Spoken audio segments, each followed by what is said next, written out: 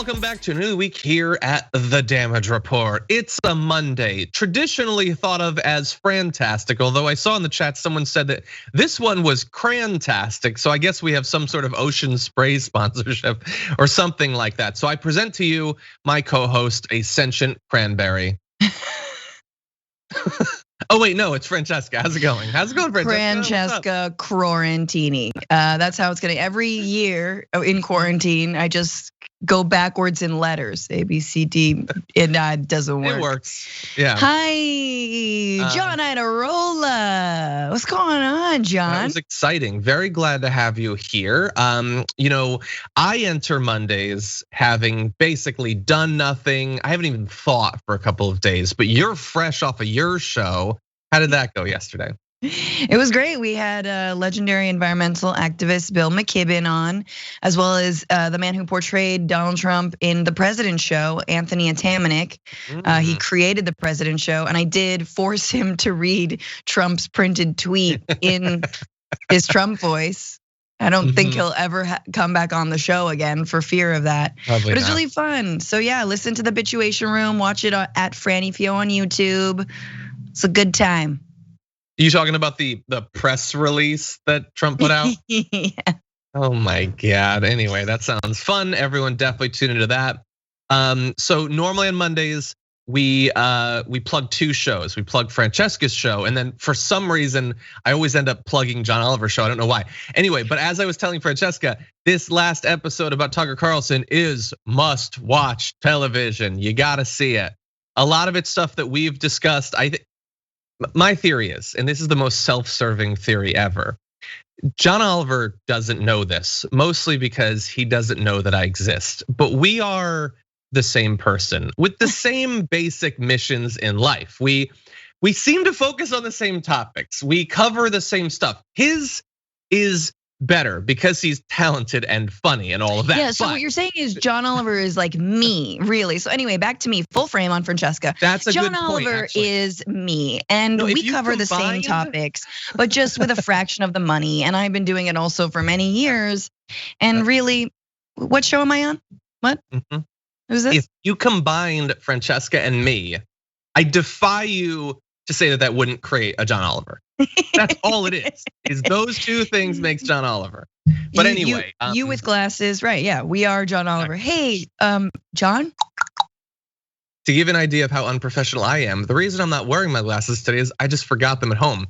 But anyway, the reason that I mention that is because I believe, and I know that some people disagree, that pointing out who, what Fox is, but especially who Tucker Carlson is, does still matter. And I think that he shares that goal, and he does a great job in this episode from this Sunday. So everyone, if you're curious to know more about Tucker Carlson, especially how he got his start, and early on in his career, he said a few things that like he would never say now. It would be too revelatory, but he like explains how he wants the news to work early on. You should definitely take a look at that.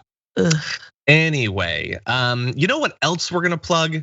The new show that's gonna be coming up right after this show on Twitch, hosted by one Dr. Rashad Ritchie. So you know it's gonna be exciting. This is indisputably exciting as well. Premieres after TDR today on Twitch. So some of you are already on Twitch. You can just stick around. Others can head over to twitch.tv/TYT to watch Dr. Rashad Ritchie's new show, Indisputable, right after this one in about 86 minutes. But anyway, before then, we are still contractually obligated to do this show. So we've got an hour of news for you. It's gonna be really exciting. Please hit the like button, share the stream if you haven't already. And if you wanna send us comments, tweets, super chats, all that, we'll respond as we go. But with that, you ready to do this, Francesca? Okay, let's get the Crantastic show going. What is this? I don't know.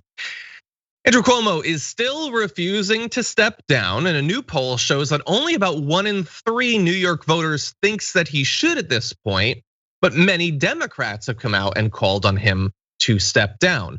But what about the leadership of the Democrats? Well, there it's a little bit more wishy-washy. So asked whether Mr. Cuomo should resign, President Biden said, quote, "I think the investigation is underway and we should see what it brings us." Which those are the words of a true leader, if ever they've been spoken, Francesca. Like, there are things happening and we'll see. That's pretty much all we got out of Joe Biden. What do you think? I mean, look, I don't miss the guy, but you gotta relish in the fact that Trump is not president as Cuomo goes down, because I'll take that bland, completely, I'm in the center of whatever I think is center, which is to the right, more like amorphously moral statement by Biden any day over like probably what would be like a 3-hour rambling speech by Trump about Cuomo as sexual assaulter points finger at sexual assaulter in some sort of Spider-Man meme type situation.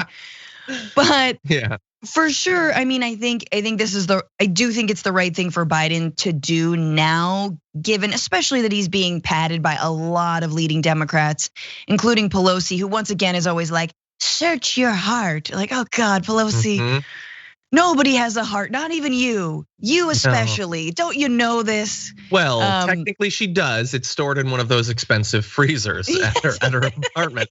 But anyway, let's you gotta stab it, and then all of centrist Dems, sort of crumble. It's very Pirates of the Caribbean. Anyway, I seriously just watched that movie this weekend. Really weird. When on a news show has one host been about to make a reference to Pirates of the Caribbean, but is stopped by the other host making a reference to Pirates of the Caribbean? Anyway, here's the quote from Nancy Davy Jones. The governor should look inside his heart. He loves New York to see if he can govern effectively. This is a weird quote. What I said at the time that these revelations came forward, I said what these women have said must be treated with respect. They are credible in serious charges. And then I called for an investigation. I have confidence in the Attorney General of New York. Again, with all respect in the world for what these women have come forward and said. So look, I guess if you're not going to call for him to resign, if we take for granted that those two are not gonna do this, then this is about as good as can be expected from them, I suppose. Yeah, I mean, I will say there is, I've always said, we're in the 9th ring of hell under Trump. We're trying to get back to the 8th, and then 765, whatever. I don't expect us to get back to actual, reality and sanity, the Earth's crust, but we're somewhere deep in there. The point is that under Trump and a lot of Republican responses to allegations of sexual assault and harassment are always met with defaming the women who come out against them. And Trump was a master at this, right? And it was disgusting. And we saw him do it over and over and over again. Something along the lines of essentially, this person's not attractive enough for me to assault them, and on down the line. Cuomo, for his like disgusting machismo, his power hungry dynastic rule, his corruption, has at least said that he thinks it's the right of these women, of anyone, to come forward. And he said that multiple times. And so I have like the smallest little hat off, just the tiniest little party hat on the top of a cake, hat off to that.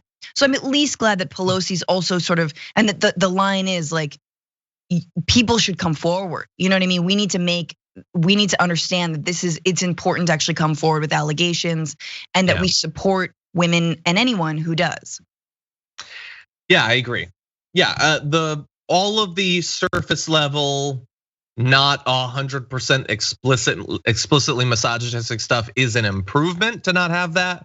The question is making sure that people know that you don't believe any of that stuff. Is that just a cover for wanting to get the same outcome, which is no accountability? And we'll see. I don't know. I just want to say, don't you think they want him to resign? I mean, come on, he's making your party look terrible. Terrible. Sure. And yet they're not calling for it. So that begs the question: why are Pelosi and Biden not calling for it? I don't have an answer for that question. I honestly, you can lead the horse. Loyalty. It could be. I think they're trying to drop him hints, forgetting that like Cuomo is stubborn as hell and is not gonna take them, and is definitely, and this is the whole problem with the like, let's see how the investigation rides out. I do think that the investigation should continue whether or not he resigns. Right? I mean, that's the thing. If he resigns, it doesn't mean accountability in the investigations is gone, but for sure, there'll be less attention on it. And again, I've said this before. I said this on the show last night that just like Cuomo's trying to position himself to be another martyr of cancel culture. And he's trying to play into this right-wing talking point that men are embattled, gropey men are embattled for being accountable for their actions. And I don't like that. I don't want him to get away with that martyrdom either. So I'm split on this, but for sure, look, politically speaking, if he's losing all this support, and Nancy and Biden are all but saying you should resign, he should probably resign. Yeah, he should. Although, as I said, recent poll shows only 1 in 3 New York voters wants him to resign. So, like, it's tough to keep going if you feel abandoned by the party. But if you feel like you can get reelected and there's not going to be any kind of recall or anything, I don't know. He seems like the sort of politician that might be willing to continue under those circumstances. Right. But we'll see. We don't know what the investigation could come out with. I do agree with you though. The attempt to make it about cancel culture, whatever. It's like that's basically you cannot claim that you're being canceled without it being insufferable in the modern day. But this is another example in which it is insufferable. They're making it like some people are sort of trying to imply that this is some sort of anti-Italian discrimination, which is crazy. And then I don't know the intent behind this tweet, but it's been going around and I want to show it to you. From Shane Goldmacher, says the governorship is everything to Andrew Cuomo. The 63-year-old lives at the executive mansion. He owns no other property, has no other apartment anyone is aware of. Important context as he refuses to resign or even give up the 4th-term dream. And I will say what many people said in the replies to this: who cares? He's a multi-millionaire. I don't care if he has to shop for a flat afterward. Is that actually resulting in him not resigning? Well, it would be inconvenient to have to purchase real estate. I get it. It's a seller's market, but I don't think that's a really relevant factor in this. But guys, think about this framing. Like that is the way, just if you are going crazy and you're like, being told that patriarchy doesn't exist or men's rights activists have got you down on Reddit, just go to this quote. Go and see the way that we white gloves, powerful, rich men, powerful, rich, gropey men, right? All of the time.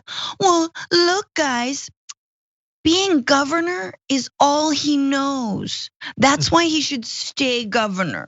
Hello, voters. I don't know how to do anything else but be really powerful and wield a bunch of money around and cut Medicaid. So please give me another term. Please, like the amount of privilege to even get a headline like that, to even get any kind of reporting like that. I mean, God, I hope they're getting a good table in whatever new Manhattan restaurant is, I don't know, hot right now. Whatever is hot on the streets. And I do mean eating outdoors in the sidewalk is hot under COVID right now. For that headline, for that kind of framing, it's insane. You just okay. If you have to resign in disgrace, just do what other former failed governors have done. Just go on the Masked Singer, man. Just make some moves, grind it out. Anyway, as Ken Klippenstein says, rise and grind. Okay. Anyway, Cuomo would be so identifiable immediately. Why? Like I've never seen one of the masked ones on the judge. A wrecking ball. I came in, and he'd wear the outfit. Anyway, okay, so we'll see what's gonna happen. I assume we're probably in this for the long haul until the investigation comes out. If all of those other Democrats turning on him didn't make him resign last week, I don't know why with entering into a new news cycle he would resign this week, but we'll see. We need to talk about a relatively new show called the Republic, or UNFTR. As a Young Turks fan, you already know that the government, the media, and corporations are constantly peddling lies that serve the interests of the rich and powerful. But now there's a podcast dedicated to unraveling those lies, debunking the conventional wisdom. In each episode of On the Republic, or UNFTR, the host delves into a different historical episode or topic that's generally misunderstood or purposely obfuscated by the so-called powers that be, featuring in-depth research, razor-sharp commentary, and just the right amount of vulgarity. The UNFTR podcast takes a sledgehammer to what you thought you knew about some of the nation's most sacred historical cows. But don't just take my word for it. The New York Times described UNFTR as consistently compelling and educational, aiming to challenge conventional wisdom and upend the historical narratives that were taught in school. For as the great philosopher Yoda once put it, you must unlearn what you have learned. And that's true whether you're in Jedi training or you're uprooting and exposing all the propaganda and disinformation you've been fed over the course of your lifetime. So search for UNFDR in your podcast app today and get ready to get informed, angered, and entertained all at the same time.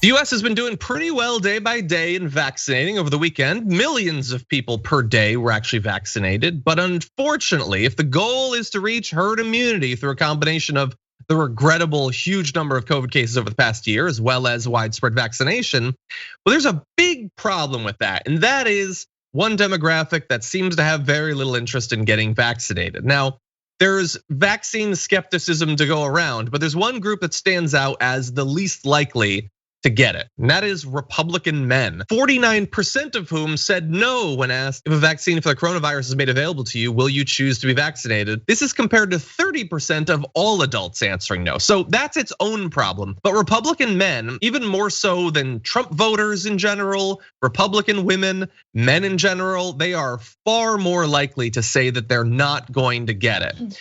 And why is that? What could be done about it? Well, Dr. Anthony Fauci was on Chris Wallace's show, and he was asked about, for these particular men, what if Trump were to come out really in support of the vaccine? And here's what he had to say. Chris, I think it would make all the difference in the world. He's a very widely popular person among Republicans.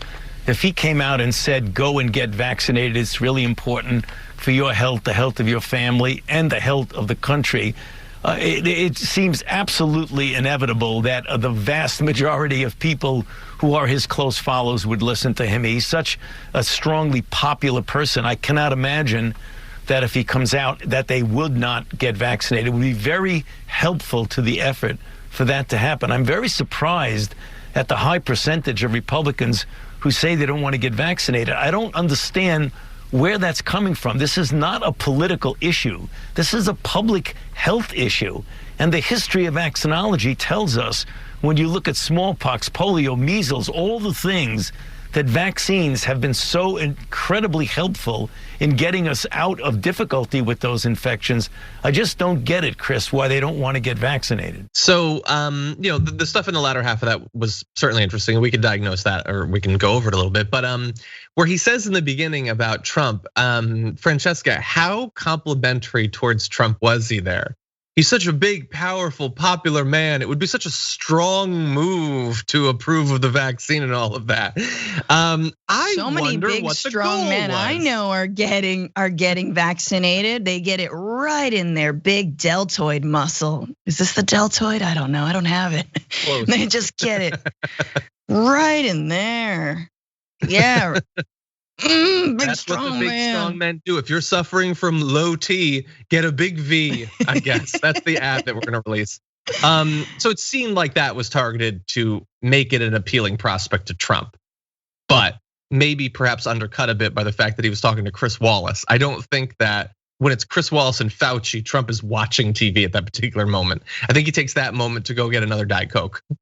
Yeah, that's exactly right. I don't. First of all, my problem with Fauci on this is he himself is still being very ignorant, and I think deliberately ignorant to the clear misinformation that he was trying to be roped into during the Trump administration and during the last year of COVID. Like, homie, he politicized mask wearing. You don't think he's gonna politicize the vaccine? You saw this coming a mile away. Of course you know why. And so he won't say it. And I get maybe he won't say it.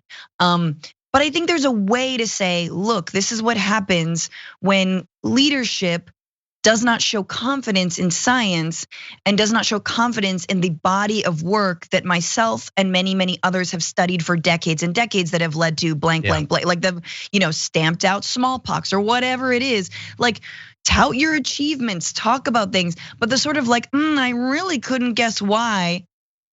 You know why? I have no idea. Yeah, and that's why you're asking Trump to come out and publicly say that he he endorses the vaccine. Which, by the way, John, my God, I have so many problems with this.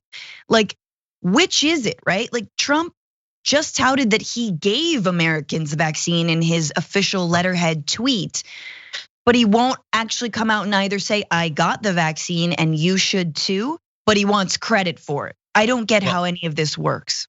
That's a question that Chris Wallace actually had for Dr. Fauci as well, and here's what Fauci had to say. Puzzling to me. I mean, clearly Operation Warp Speed started in the Trump administration. It was very successful in getting us the vaccines we have right now. It seems like an intrinsic contradiction, the fact that you had a program that was started during his pregnancy and he's not out telling people to get vaccinated. I wish he would. He has such an incredible influence over people in the Republican Party. It would really be a game changer if he did. Yeah, I don't know what that Freudian slip there about the pregnancy was. That's, let's just move on if we can. But yeah, it's the weirdest thing. It's like, everybody needs to give me credit. Like, he wants the credit so bad. But like, could you vaccinate me like behind closed doors? Like, I don't want anyone to actually see it because that would make me seem weak. Everyone, the vaccine's great, but like Bill Gates is putting chips in your brain or whatever. It's this weird, I don't know why. Why, how much more credit could he get if he just toured the nation trying to get them all to take it? Take the vaccine I gave you. He could like stamp it in everyone's brain for all time that it's his vaccine. It'd be totally wrong. Because as we've said a million times, he did basically nothing when it comes to the vaccine. The government gave our money. The government was always gonna give our money for it. That has nothing to do with Trump. But he doesn't do that. He like behind closed doors got it. Him and Melania like effectively tried to pretend that they hadn't. I think they took one look at Obama's like upper arm photo getting the vaccine and he was like, nope, can't do it. I know what this upper arm looks like. It's just a ripply fish belly paled, just, like, there's layers of, I don't know. It's not good is what I'm saying. Trump's upper arm. You shouldn't stare at it like the eclipse, and he knows people will, and he knows he has. So I don't know, maybe it's just that. It's just that farmer stand you afraid of. Look, is Francesca just being Francesca there? Yes, to some extent, and she seems to like nothing more than disgusting me. That is true. But are Trump's actual, like his thought process behind that, is it really that different from what Francesca was just saying? Like if he thinks he's going to look weak because he's getting medicine, what's the difference if it's just because a shot or because his arm is pockmarked? Like, it's the same thing. He is too vain and shallow and has such a small amount of self-esteem that the prospect that somebody could see him needing medical attention terrifies him. It is only marginally less shallow than that parody that Francesca just provided. No, it's exactly right. I mean, that's the reason the presidents are doing it. They're saying that former presidents are doing it. They're like, we are human, even though I still don't believe that W is. But it's like, we're human. We humble ourselves to get this vaccine. That's why we're doing this. This is part of the campaign. And he's like, no, I'm not. I'm He-Man. By human, do you mean He-Man? I have the power. Okay, I'm sorry. He definitely still wears a He-Man nightie. Show me the nightie. Show me the nightie. Nobody has ever made a He-Man nightie, but I'm glad you went with nightie because at least that provides coverage. So why is it that Republican men don't want to take the coronavirus vaccine? Oh, it's a mystery that will just astound scientists and researchers through the ages, except that it's not at all. It's super simple. First of all, Trump has himself implied that only weak men actually take it. But more importantly than that, especially because Trump has mostly receded into the darkness, at least for a little while, everyone they trust in the country has been trying to get them to question it. And we have been saying here for literally months at the Damage Report that Fox News was gonna turn on the vaccine, and people acted like I was crazy when I said that. Why would they do that? It's his vaccine, he'll get credit. And if people take it, we can go back to normal. It's everything they say they want. No, what they want is conspiracy theories and something they can use to make people feel victimized and like there's some sort of big threat that is more appealing than a functioning economy, which they're probably sure they're gonna get anyway. And so I wanna demonstrate what this trend looks like. I predicted it before it happened. And here is just, thanks to Media Matters, a bit of a skimming of what the past couple of months have been like. So why are they questioning it? Well, Laura Ingraham tells them that Biden's COVID relief speech is vaccine propaganda. Is something that is being propagandized a good thing? Is it something you should want? No, it's immediately suspect because people you hate are propagandizing about it to you. Should you take it? Well, what do Republicans not like? Being forced into things. And Tucker Carlson tells them that Joe Biden is doing vaccine coercion. He's not saying that the vaccine's bad and you shouldn't take it, because that would be a specific claim that you could have an issue with. He's just strongly implying that the Dems want to force you to do it. Are you the sort of man that lets people force you to do things? I'm not saying anything. I'm just saying. Let's see, Laura Ingraham brings on guests like RFK Jr., who obviously is a huge anti-vaxxer, but other guests that say that the COVID vaccine is just a plot to sell COVID vaccines, which, well, I mean, they do want to sell it, I guess. But of all of the times to have an issue with the pharmaceutical industry, which Fox does not, they're now trying to pretend under that guise that, I don't know, it's just corporations and you know how we always hate corporate profits and all that. So again, maybe it's just a money-making scheme, hardly something you need to take. And then there's the even more explicit references to conspiracy theories. So Tucker Carlson doesn't accidentally bring up Bill Gates and say that thanks to this, Bill Gates controls, quote, what you can and cannot do with your body. That's been like a core QAnon vaccine thing from the very beginning, that's what this pandemic is about. And he's still doing that. That was like 3 weeks ago. He said that this is Bill Gates trying to control your body. And it's not just him. Laura Ingraham says that Gates is using pandemics to advance the Great Reset. So they both just accidentally landed on a QAnon thing there. Sean Hannity says that he's beginning to have doubts about getting the COVID vaccine. I guarantee the first minute he has available to get it, he will. But he's gonna pretend to his audience that he doesn't. All of them will. Laura Ingram's getting the vaccine. They all have it. I'm sorry. I bet you anything, they all have it. They all have gotten the vaccine. That's it. I am 100 convinced. There is many celebrities are trying to figure out when they should post their selfies of getting the vaccine because they got it a month ago. Yeah. Sorry. Scheduled tweets. Scheduled tweets, all very in order. Oh yeah, sure. I just got it. No, everyone should be asking them at all times, have you gotten the vaccine? Because I guarantee you, if they haven't already gotten it, which I think they have, they will get it. Because they want to be safe. They want to be safe. They want to be safe. They just don't care if you are. And so we can jump back to the very beginning of this. Tucker Carlson greeted the approval of the first vaccine saying, how are the rest of us supposed to respond to a marketing campaign like this? Well, nervously, because the ads were too glossy. You shouldn't get the vaccine. That's how he started this thing. But sometimes it's a lot more explicit. Just let's see, like a month ago, he said that health experts are clearly lying about the safety and effectiveness of the COVID vaccine. So I don't know why Republicans don't think they should get it. Tucker's just telling them that everybody's lying to them about it. But the funny thing is sometimes, and after all, like I said, the key is wanting to make their audience feels like victims. Sometimes they will directly flip that when it's useful. So for instance, when the news came out that there were some programs in some states to make sure that lower socioeconomic status like areas or groups that are like areas that are predominantly non-white might have a little bit of preferential treatment, preferential chance to get it.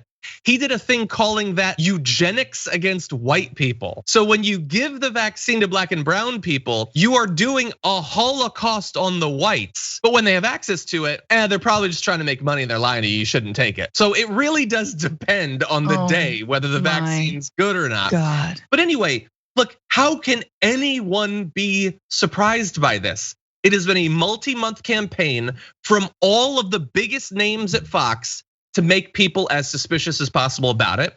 And what do you know? They're suspicious about it. The mystery solved.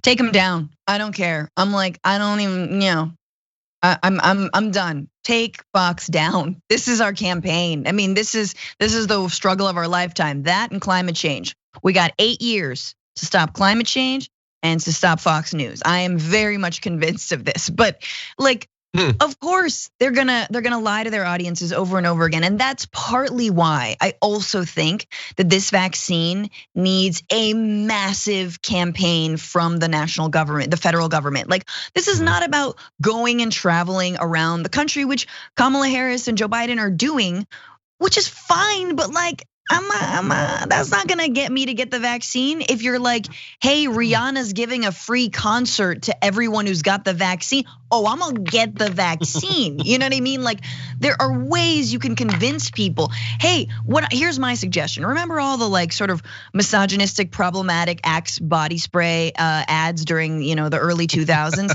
Take all of those and just swap Axe for the Vax. And there you go. You get the Vax shot. body spray.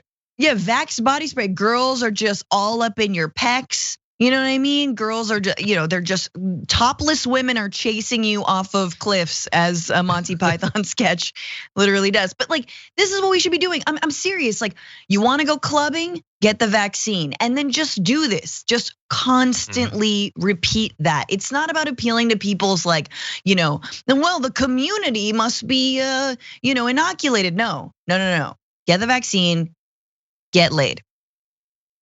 It's as simple as that. Simple. Get that should be bumper stickers. You should produce mugs. Yeah, you're right. We do need something better. And look, condoms. Write them on condoms. Just write it on the condom. As I said, her favorite thing is making me squirt. What's gross about that? Safe sex is gross. Okay. Yes, because it's still sex and it grosses me out. Anyway, Trump's never gonna do it, obviously, but we can put a couple seconds just dude, come on, save the life of some of the poor dumb souls who've decided to worship you as their living God. He could, but he's not going to. Okay, John, can I just say though, like you can say anything you want. You can't create this anti-vax campaign or this vaccine, questioning, vaccine curious campaign. So all of this misinformation and then be like, oh, everyone's treating the right like we're a pariah. Oh my God. And that's like the ultimate cancel culture. It's just when you treat us like we're like disease ridden or whatever. It's like, yeah, you are, okay? You are transmitting the virus at much higher rates. And there was like a recent study about states that didn't lock down sooner transmitting, and red states actually transmitting the virus at faster rates. So like, don't tell us we're treating you like a pariah. You are a pariah. Yeah, we're gonna spend months convincing our people to willingly get a disease, but don't call us Neanderthal. Don't do it. This feels like last year. We're gonna do countless hours of programming to try to stop right wingers from dying, and it won't work, and we won't get any credit for it. They will vastly prefer Tucker Carlson, who wants them to die if that's what it takes for him to be influential. Sure. To us who disagree on politics, but I want them to live. That's what we did all last year, and we're doing it now. We're getting vaccinated, right wingers. Like, if you're a conservative, you're watching this, we're gonna get it as soon as we can, and we're gonna die at lower rates. There's still gonna be a pandemic in 6 months, unfortunately, because people like you are still gonna be getting and transmitting the disease. I don't want you to die. Why won't you join me on that position? There's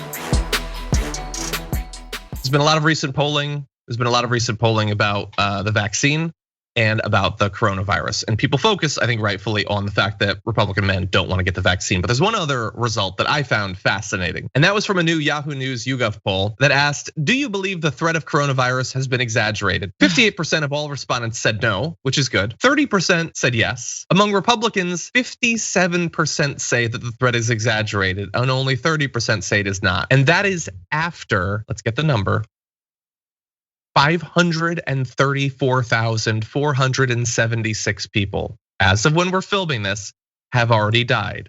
And 2 out of 3 Republicans say, yeah, it's been exaggerated. Nothing counts for anything. Nothing matters. Reality doesn't matter. And this is a very depressing time for me. Take down Fox News. That's it. I mean, that's exactly where it comes from. I mean, none of the polling really matters so long as that trash is still being spouted. Yeah. I do feel the need though to make it a little bit worse. Because the thing is, if you just show people that number that 57% say it's exaggerated despite a civil war of people dying, then you might think, okay, well that's bad, but I don't know, what was it before the people died? Maybe it hasn't had as much of an effect as we would want, but it still had an effect. When the same question was asked exactly a year ago, skepticism was much more widespread, with 44% overall saying the threat was exaggerated. But among Republicans, that percentage was almost identical to today's at 58%. It's gone down 1% for over 500,000 deaths. That is what 500,000 dead Americans has gotten. Arguably, because it's statistical uncertainty, 1% more saying, I guess it wasn't being exaggerated.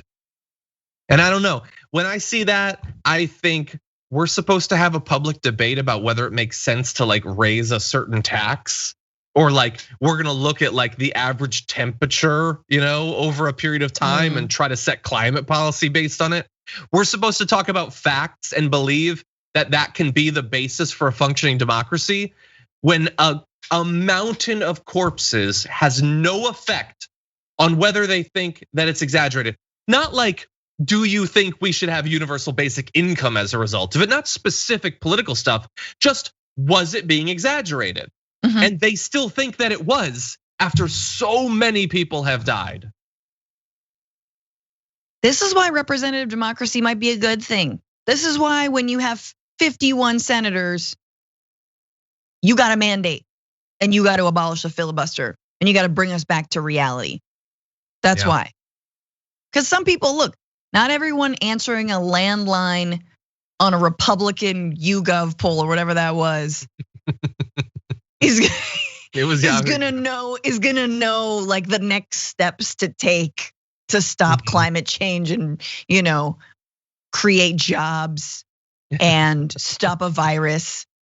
You know what I'm saying? They can't all be Fauci's. So, it's fine. I don't see a threat. Everything's fine. Yep, bye-bye, you take care now. It's time for my Ingram. That's such a scary image. That's one of those write a horror story in 2 sentences things right there. Oh, that's my grandma. Senator Ron Johnson is just the worst. And over the past few days, the new reason that he's one of the worst is that he decided while talking about the Capitol riots, he wanted to contrast it a bit with some other riots and imply why he thinks people are freaking out about nothing. And people like him were never in any real danger on the 6th, as he'll make clear. As I've made the comment that on January 6th, I never felt threatened because I didn't. And mainly because I knew that even though those thousands of people there were marching to the Capitol were trying to pressure people like me to vote the way they wanted me to vote, I knew those are people that love this country, that truly respect law enforcement, would never do anything to break a law. And so I wasn't concerned. Now, had the tables been turned, and Joe, this got me in trouble. Had the tables been turned and President Trump won the election, and those were tens of thousands of Black Lives Matter and Antifa protesters, I might have been a little concerned. I mean, it doesn't take a lot of work to figure out all that he's saying and communicating there, Francesca. It's pretty obvious. I have no words for this man. I watched this and I was like, what's funny about this? Nothing. His blatant racism. Not only is it incredibly obviously racist and openly embracing the fact that he is a racist and he's also a hypocrite, because if Antifa or Black Lives Matter, i.e. Black people, were breaking laws or doing the exact same thing, he would be concerned. So open hypocrite, open racist, and then the entire setup, which is they love the police. They weren't breaking laws. When they were bashing a police officer's head in the doorway of a secured location they weren't allowed to enter, I knew they would never hurt police or break a law. That's it. What? What are you saying? What are you, just say, just cut to the chase, man. Just say it, just be like, look, as a proud white supremacist, I wasn't really worried. Also, because my name wasn't deliberately uttered. Sure, the vice president's was, but they weren't trying to come for me, so I'm okay. Anyway, I survived it, even though I peed my pants a little bit on the actual day. That's it. Yeah, white people can't break the law. And maybe if they're libs, then maybe I'll make an exception for that. But otherwise, white people can't break the law. They're awesome. Everything they do is great. Other people are really suspicious. And I evaluate all social movements based on the melanin content of their skin. That's basically it. That was all that he said. They're not gonna they were breaking the law. Why are so many getting arrested and being put behind bars? Weird, since they didn't break the law. And they assaulted people. I mean, the siege left 5 people dead, including a cop. 2 other officers were on duty that day, later died by suicide. More than 100 officers were injured. I guess they were taken down by the power of irony, since it wasn't the white people that did it. At least 40 rioters have been charged with assaulting law enforcement officers. I saw a rioter beating a cop, trying to kill him with the American flag. If that doesn't force conservatives to think a little bit about where their movement is going, nothing is going to, because nothing is going to. Yeah. They're chasing a cop. That's what they're doing. They're beating cops. And he can pretend that, oh no, they're more pro cop. Again, like what we were talking about with the polls. And this is, I guess, the thing we say most often on the show. How are you supposed to have a functioning democracy when a significant chunk of the population, and especially their chosen representatives, people that they love Ron Johnson over the past few months as he's gotten crazier and crazier, feel no need whatsoever to have the things they say be reflective in the facts. The most obvious, demonstrable lies about what happened, but it doesn't bother him. He can just say it. He's not gonna face any tough questions. Fox isn't gonna have a problem, and the base definitely isn't gonna have a problem, because they don't care about the facts, they care about the outcome. And the outcome, at least presented, is follow what these crazy racists say, and white people will be in charge once again. And all the threat that you feel, that like Ingram and Tucker make you feel every night, we'll make that go away. We will put people back into their proper place in society, and anything goes in pursuit of that goal. Absolutely. Yeah. Someone, the Bears Den in the chat says the Nazgul didn't feel threatened when the orcs attacked Gondor either. Yeah, if I was Marjorie Greene, I wouldn't have been worried on that particular day. If I was one of the people who told them to attack, I wouldn't have been particularly worried. Trump hasn't been in the public eye much recently, but he is still holding events. Mar-a-Lago's popping all the time, with conservatives going down there for charities to help dogs. We know that's an issue he cares about. But anyway, at these events, people meet the president, they take pictures of the presidents, and sometimes they tweet out these experiences, as one Nick Adams did, tweeting, "President Trump is looking better than ever before. He's getting in shape for 2024, and the liberals are freaking out." And so I don't know exactly what it, I guess I'm a liberal in this case, so I'm freaking out. I don't know what it is. Is it the picture that's making me freak out, that I'm so intimidated by this twin of The Rock there, this Khal Drogo in a red hat? What exactly is freaking me out? I don't know what's supposed to be freaking me out there, but that was tweeted. That wasn't parody. I mean, I guess it was inadvertently, but that person worships Trump and sees that photo and thinks, our emperor's back, baby. He's gonna take it over again. What do you think, Francesca? I mean, okay, I'm just gonna be real with you. Obviously, liberals are freaking out because he looks decrepit. Trump looks terrible, okay? And it's because he's 74, 5, or whatever he is, and he looks like he's losing weight. And what happens when older men start to lose weight is they look kind of saggy and they look kind of tired, and he looks a little like he's, his face isn't quite fulled out, because he's used to being a bigger man. And he's not bronzed. He's not wearing all his bronze. So that's another reason why he looks kind of gross. I mean, that's the thing is like with all of the, oh, he's orange, orange, orange, blah, blah, blah, all the shading. Yeah, you know what's worse? Trump without all the shading. It's even nastier. I mean, so I'm looking at that second picture and look, analyzing the physical appearance of politicians is not anyone's preferred way to spend their time, but this guy brought it up, so we're gonna do it. And also I've been watching a lot of Dr. House, and so I like diagnosing people, even though I have none of the actual knowledge. There's something going on with his face there. I don't know what it is. I don't know if that's just a natural blotchiness that comes with advanced age, but his face is some interesting colors in interesting patterns. I will just say that. I don't know if his face has been stenciled in some weird way. I don't know if he's just been slapped, but something is going on with his face and it's weird. Also, a lot of people have pointed out that in the zoomed out photo, it looks like he is holding Laura Trump's hand. Now, they've implied that it's another sign of him being decrepit, that he has to hold her hand. I don't think that that's true at all. I think that if you're a young woman near him, you want to be holding his hand because then at least you know where it is and you know where it can go. And it's much safer to have it in your hand than anywhere else. But anyway, no, I don't think I'm freaking out. I don't know if he's gonna make it to the next election, but if he does, sure, he can run. It's not his physical prowess that I find intimidating.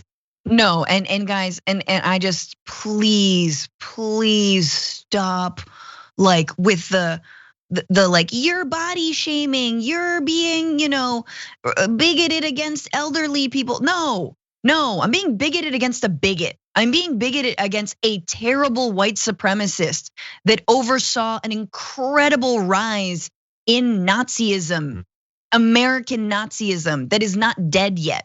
So stop with the, we should treat everybody. No, F this guy, okay? F him forever. And like, he might like that. The point is, gross. He's gross, he's disgusting, and he deserves all of our criticism. And finally, his outer appearance is starting to match his inner, hollow, disgusting, soulless shell of a being that keeps hauling around his terrible ideas. All right, that's it. So anyway, you're just gross.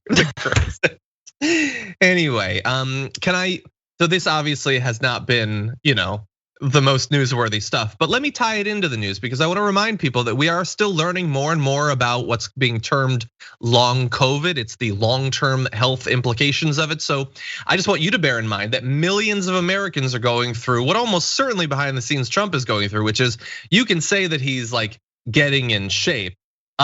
His internal organs are probably affected by the fact that he had COVID and that he had it pretty bad. They will never admit that ever, by the way. He will never admit that he's having those problems, and maybe he's not. We'll never know because they're not admitting it. But it is entirely possible that he is still suffering from damage that was done to his lungs, to his heart. That is a thing that is affecting millions of Americans, and in theory, could affect him too. So, that gives me so much joy. I wish long COVID on Trump and no one else. It's the only long thing about anyway. Yeah, okay. I think we've reached rock bottom. Brought to you by the second coming of the Rock, Donald Trump. Hello and welcome to the TYT Kitchen. I'm here for a very special food-focused top 10 list. This is something that I promised about 2 weeks ago, but then the whole Oprah, Meghan Markle thing happened and we kind of had to do a Royals-focused one. But now we can get back to the promise, which was the top 10 Pop-Tart flavors of all time. Now, you might be, for instance, a sane person and think, who cares? Who eats Pop-Tarts as an adult? But the answer is me, I do. Plus, lots of people do. They come out with a lot of different flavors. That implies that people are definitely buying them. But more importantly, what you need to remember is that these lists are definitive. As soon as I say it, that is the top 10 list. So, you're gonna wanna pay attention. And if you haven't eaten Pop-Tarts in a while, maybe consider it. It's really convenient, and they come in a lot of different flavors, although not all of them are good, which we will now go through. So, at number 10, I have not really my number 10. The issue is that I'm not ranking all of them, but I wanna make sure that I tell you the worst. And it's not that it's the worst flavor, it's the balance of a flavor that lots of people still eat, and is very widely available, but is not nearly good enough, which is, I'm putting strawberry and blueberry both in this slot. The frosted, but especially the unfrosted, oh my God. An unfrosted strawberry blueberry is just, like, there's a wide variety of different Pop-Tart crusts. it is it breaks apart so much. It's like dust, basically, that's been compressed into a crust. And strawberry blueberry, if you're like me and you've grown up here where you've had access to Pop-Tarts for your whole life, especially early on, the only ones that you probably had access to were strawberry and blueberry, which means that your taste buds have just been so bludgeoned over the years by endless strawberry and blueberry that the idea of eating more, it's almost not even worth it to have a Pop-Tart at that point. You know what? You'd rather probably eat something else. Like, for instance, I have here a little mini stroopwafel, which is a thing from the Netherlands, I believe. And I personally find to be kind of like fancy Pop-Tarts and international. I'm not putting on a list or anything. The list isn't that fluid, but you should know that it's out there. No, if you think that you want strawberry blueberry, what you probably want is a fruity Pop-Tart. What you probably want is my number 9, which is wild berry. Now, wild berry has, at least to my memory, a marginally better crust and a flavor that's at least a little bit interesting. It's not boring like strawberry or blueberry. Get wild berry. Plus, it's more physically appealing. The cool little slashes of color on the top. It's a more exciting fruity Pop-Tart. Number 8 is different. This is the first of the non-fruity Pop-Tarts. That would be s'mores. Now, s'mores is very popular. I do think that it's a little bit overrated, but what s'mores has going for it is that it's the right sort of crumbly Pop-Tart. It doesn't break apart into little dust pellets like those aforementioned ones. It breaks in nice chunks. The issue with s'mores is that while the flavor is perfectly good, it is a bit sickly sweet, and it's a bit like gel-like. Like it's almost like chocolate syrup has been put into it, which that seems like too much. When you're eating a s'mores Pop-Tart, there is no way to deceive yourself that you're eating anything other than a hardcore dessert. And probably not at a time when you should be eating dessert. The best Pop-Tarts provide plausible deniability, which s'mores doesn't have. But it does taste good. Now at number 7, we have cherry, which I find to be, I believe, I'm checking, not to give spoilers, the best of the fruity Pop-Tarts. Wild berry is perfectly good, but cherry is an actual good flavor, good crust, good coverage of frosting. I think that if you want a fruity one, and if you've had access to them for your whole life and you've been bludgeoned again by strawberry and blueberry, that's the way to go. But obviously, because those are clustered in the top of my list, I'm really not that into the fruity Pop-Tarts. I think that while they can make Pop-Tarts that taste good, doing the fruit flavors, like, it's way too artificial, way too heavy in sugar for those to really read right. Like, you know what you're having, and what you're having is not fruit. Now, at number 6, we have chocolate chip, which I find to be basically a better version of s'mores.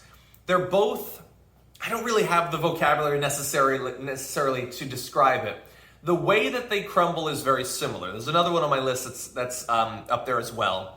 It's less like a gel. It's less like you're just eating a bunch of chocolate syrup, basically, but tastes good. If you want chocolate, I personally find that to be a little bit less over-the-top, indulgent than s'mores is. So that's chocolate chip.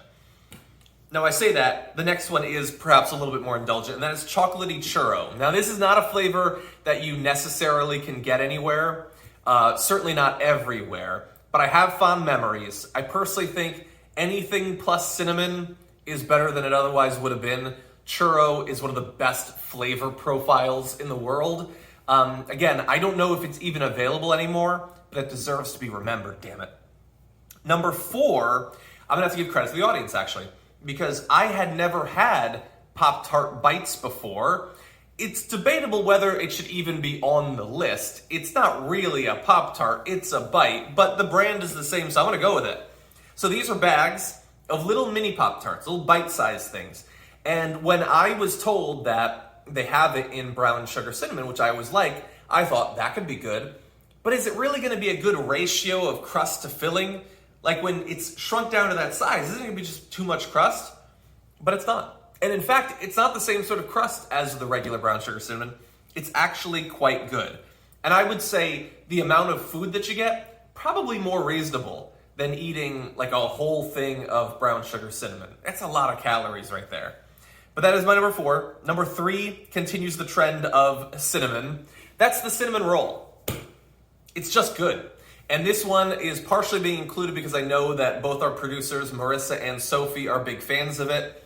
The Cinnamon Roll Pop-Tart has the best crumble of any Pop-Tart, which is a combination of the composition of the crust as well as the filling. It just works with cinnamon roll. It breaks apart in a way that is nice, doesn't become all crummy.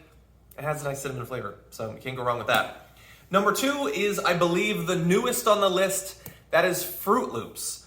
Now, I understand that I have been complaining about fruity artificial flavors and too much sugar, and I get that a Fruit Loop Pop-Tart probably sounds like it's just colored sugar, and you're not that far off. But they really nailed the flavor.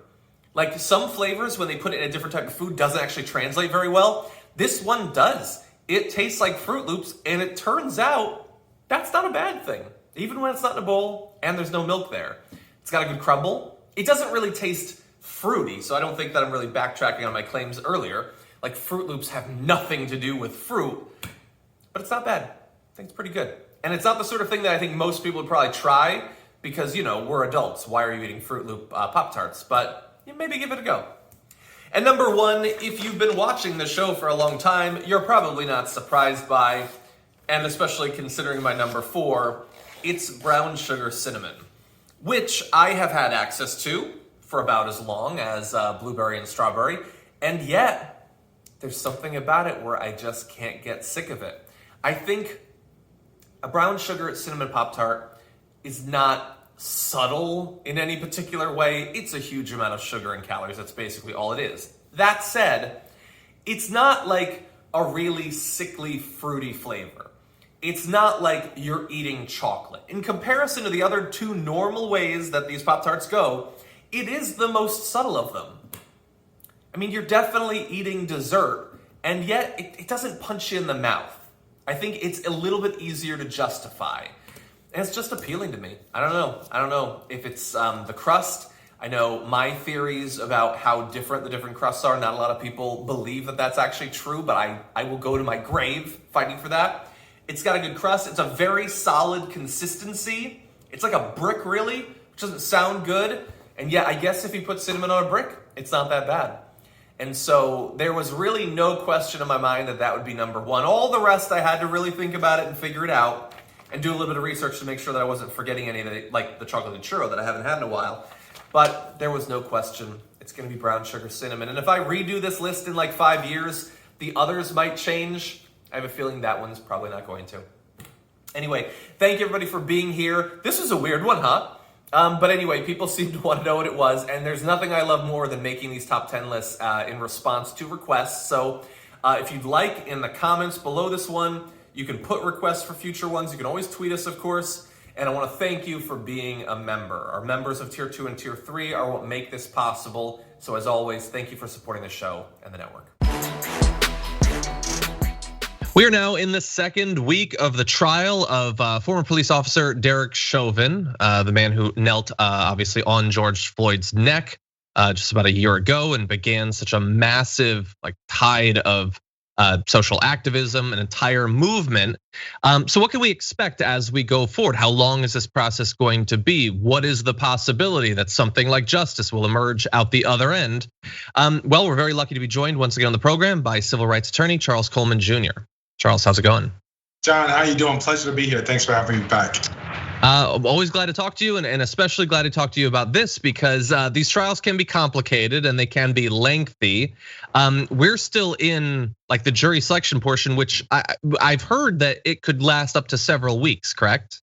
Yes, that is correct. In a case like this, jury selection obviously has to be taken very seriously. However, the added layer of difficulty with choosing a jury in this case is finding jurors who have not been previously either exposed or tainted by the wide exposure that this case has gotten. Obviously, this is a case that had, a global reaction to and its response in terms of how people felt about it. People took to the streets, people sort of have protested, and this sparked the continuance or the resurgence of a movement globally around anti-blackness, around anti-police brutality, and around racism. And so because of that, it is going to be very challenging for the prosecutors, or for the defense rather, to find 12 jurors that they believe are completely untainted by that exposure. In fact, today, because of the $27 million settlement that was announced with the estate of George Floyd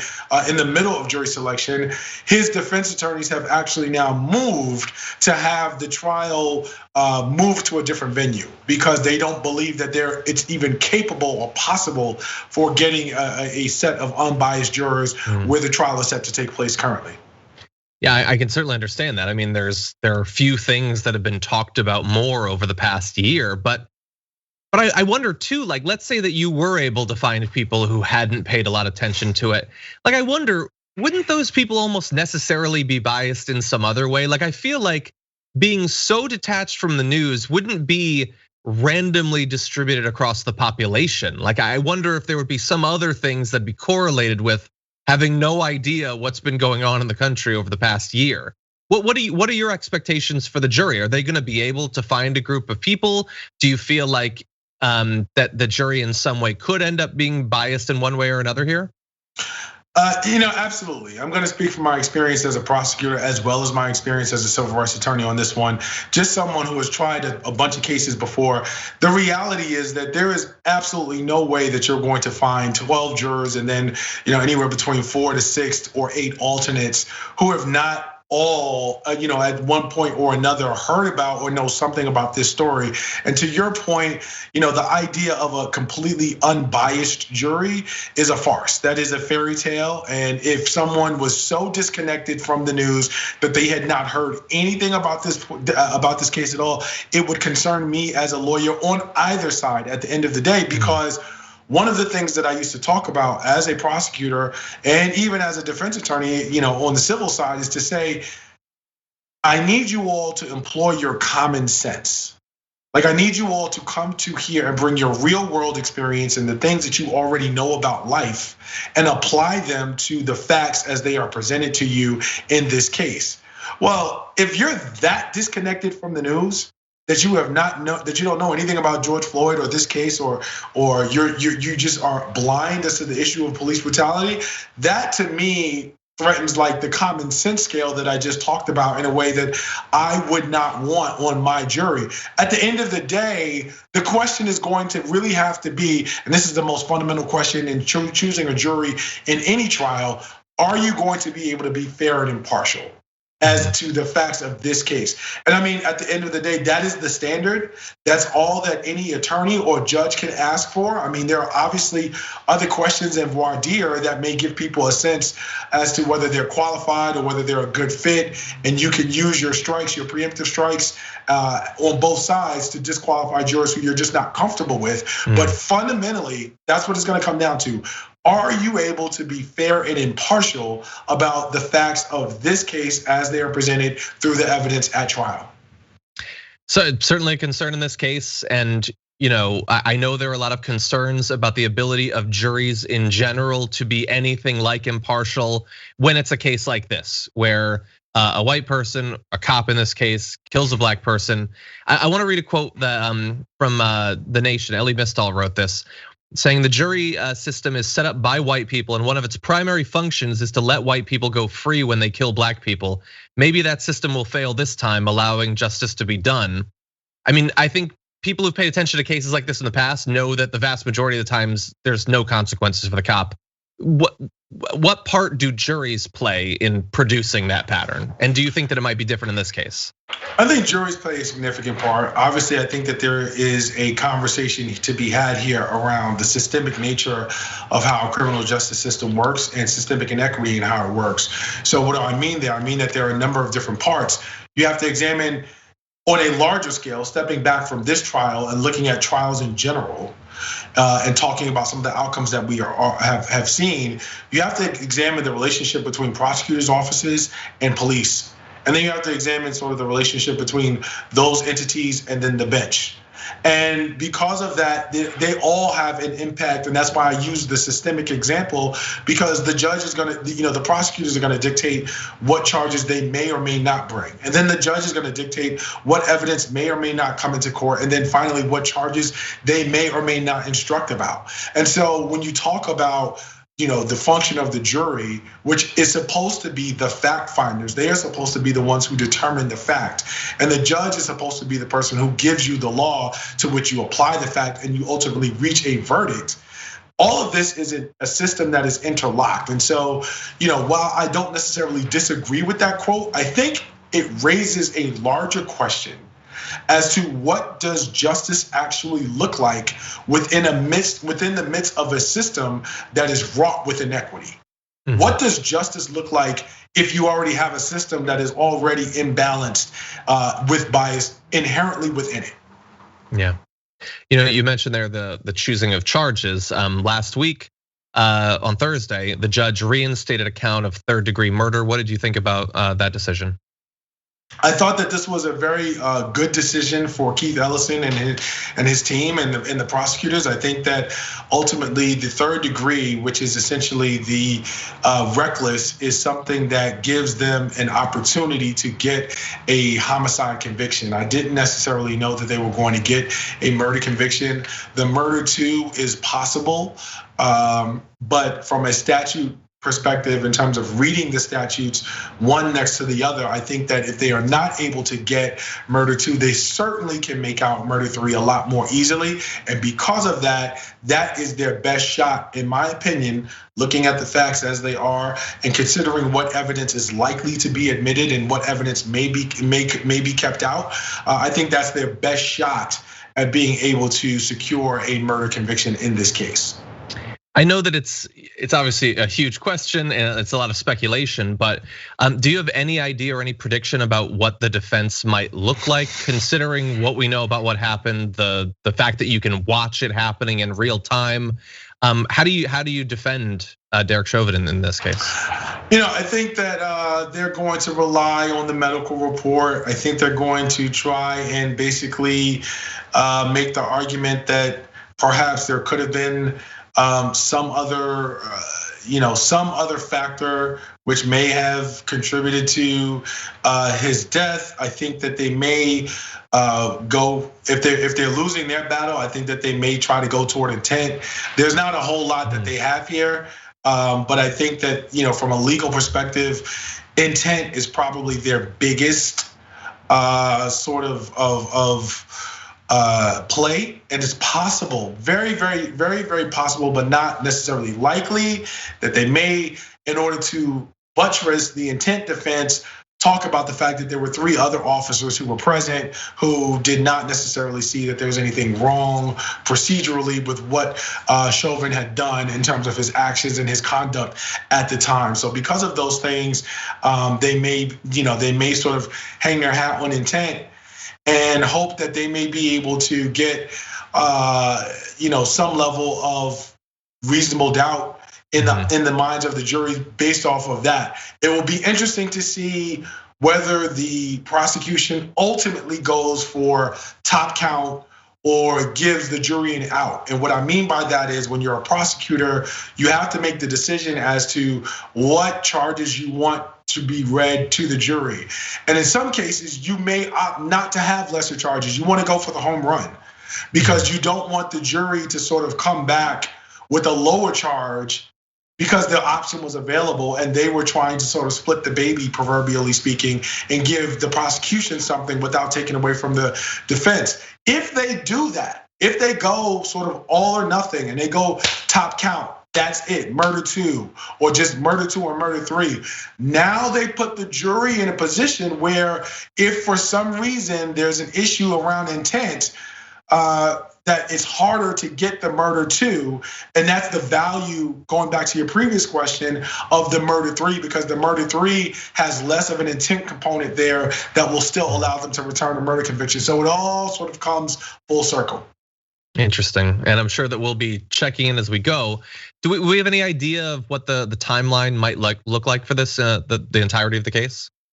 I mean, once the case gets started, assuming that there are not any major snags in terms of impropriety or something that might trigger a mistrial, I anticipate that this case will go relatively quickly. I mean, I can't imagine that this is a case that would go anything longer than, in terms of the presentation of evidence, 2.5, maybe 3 weeks.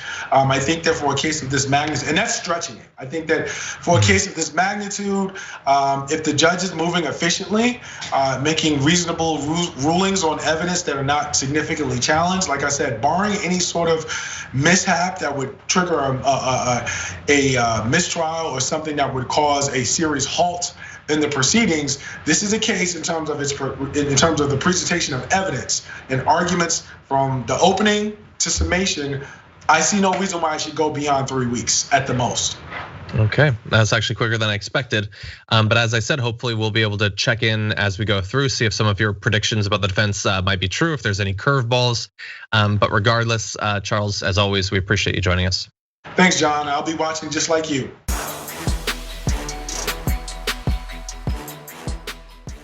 Thanks for listening to the full episode of The Damage Report. Support our work, listen ad-free, access members-only bonus content, and more by subscribing to Apple Podcasts at apple.co/TYT. I'm your host, John Adarola. I'll see you soon.